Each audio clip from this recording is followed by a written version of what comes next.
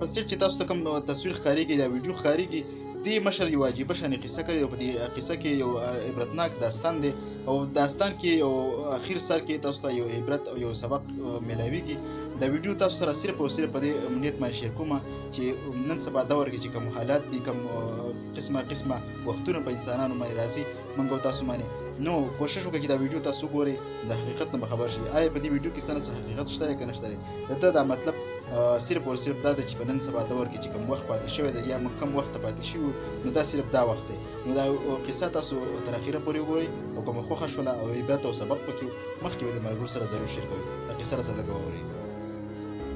دا یو پښتو او یو غیرت و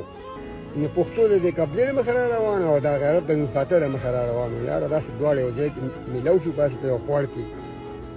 دا پښتو ورته وایي څه کې غیرت ده دا ورته یاره دا پښتو ورته یاره وي خاوند کوم یاره ما بس ما وکړه که نه بس هغه ټیک ده که نه یاره بس پښتو د غیرت دواړو واده وکړو په دا داسې د خندانه نه دا داسې لکه مطلبي غونته چې تاسو ته بیا سوچ وکړئ پښتو غیرت واده وکړي یاره بس وخت پس یاره دې له خدای ورکړو چې دې ورکړي یاره داسې یو د درې شپې وشو یاره نو دا پښتو تېره سړی ده موږ خو ماشوم شوي موږ له نوم نه دی کېښودی دا غیرت ته بیا سبا شپې به سوچ وکړو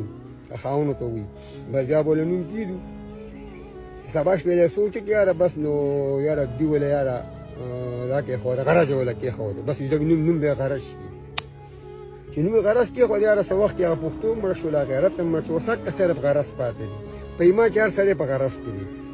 که چا سره ښه وکړي نو دا ما دوکه کوو که چا سره څه دغه وکړي دا ما دوکه کوو پخوا به خلکو سره ښه وکړو نو ښه به یې یاد وي دا د خندانو خوا تاسو په سوچ وکړئ نو سبا هر سړی په غرض کې دی او نو به داسې خبره ده چې ټیک ده که نه